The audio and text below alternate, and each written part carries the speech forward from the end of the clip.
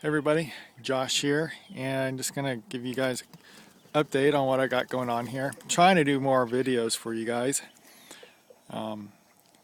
Doing a lot, just not getting them published or anything. Let's see, it's a Wednesday right now. See, it's the 20th of March.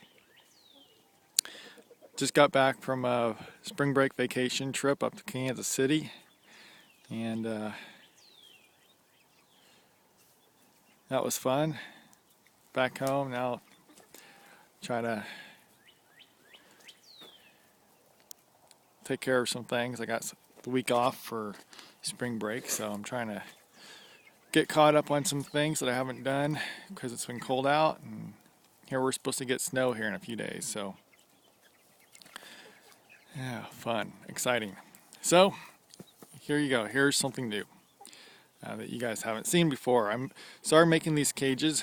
This cage is 5 foot long and 2 foot wide, and it's got two Texas A&M white New Zealands in it, both does. They're pretty nice. One of them is possibly pregnant. We weren't sure. The guy said he bred her to a hairless New Zealand that he had or something like that, and he didn't think it took, but then once he weighed her before he brought her, she was heavier, so we'll see how that goes. So I got my nest box here. I got to put a bottom on it, and then it's going to go in there with her. I know it's not quite big enough for the babies and everything, but it's what I got for right now. Eventually I'm going to build another cage that's going to be longer, and he suggested 2 foot by 48 inches for his breeding pens. Then up here we got a blue New Zealand buck. His name's Smokey. Hey Smokey. He's pretty friendly. My other buck, the brown New Zealand, he's a pain in the butt, and I'm gonna get rid of him once I can catch him. He's gonna get butchered, but I broke my hand, so I've been kind of taking it easy. Haven't really been able to do a whole lot the last few weeks. Let's see, down here we got some mostly Cornish crosses, and they're just over 4 weeks old. They got a lot of bare spots yet on them, so it's getting cold at night, so I kind of let them do their thing. There's also two Easter eggers and two white leghorns down there with them. I did have them separate, but while I was on vacation, they found a way out of their brooder box and made their way over here. So they came in the shipment from Mayer Hatchery, and so they've grown up together for quite a while. Easter eggers and white leghorns are pretty much all feathered out, and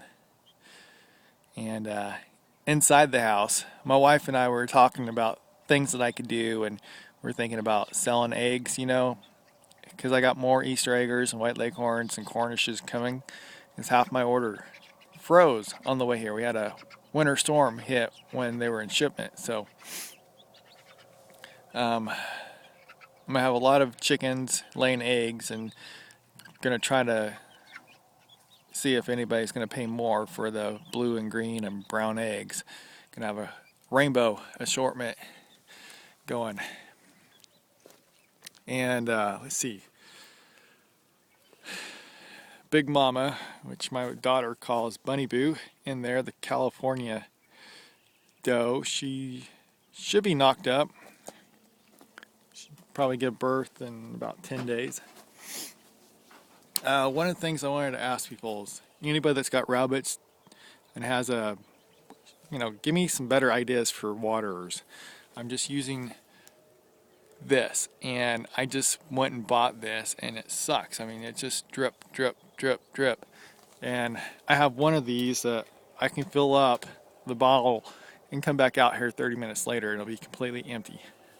And I hate them. I've been using bowls like this, which work as long as they don't decide to play with the bowl and knock it over. Let's see. So I'll go over my score at Tractor Supply. Got another one of these that I'm getting ready to set up for one of my does. And I bought one of these. Bought some of these last year and they did not have lids on them, which really sucks because, you know, water gets down into the food and ruins it. Now they actually have some lids on them. $7 for those. Then here's the prize. I got a 5-pound feeder, and look, it was on clearance for $2.99. So I got something special for these that I'm gonna do. But first, finish talking about the rabbits. You know, if you got anything better than one of these things, do a video response and send it back to me. You know, I hate these things. Okay. So I'm gonna build, like I said, bigger cages like that, and I'm gonna move all the rabbits up closer to the house. And they're gonna have a nice shaded spot, kind of get some sun during the day and shade in the afternoon. This will become like a grow out pen for the baby bunnies before I harvest.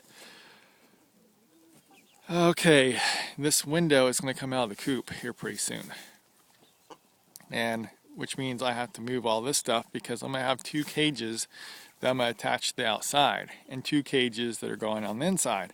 Each cage is 2x8, and I'm going to be getting some quail here pretty soon. Actually, they're supposed to be hatching today, so probably pick them up here in the next day or so.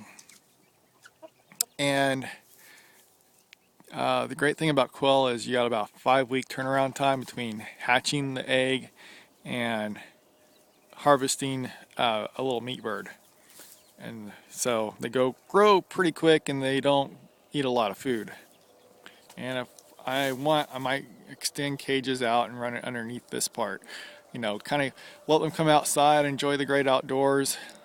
But you can have quite a lot of them in a small amount of space. I've heard, you know, upwards of 4 per square foot.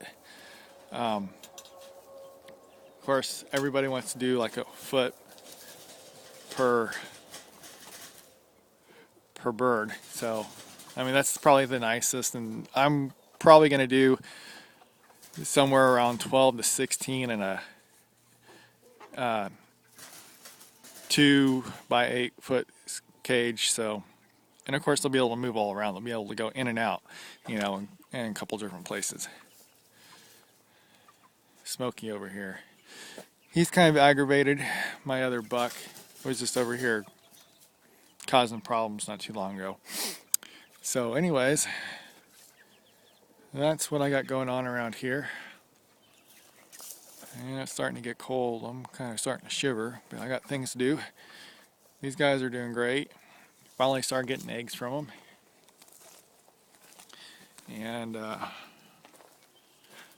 got this little pin over here. If it ever warms up enough where I can move my Cornish over here, later batches when it is warmer will spend most of their time over in this separate pen.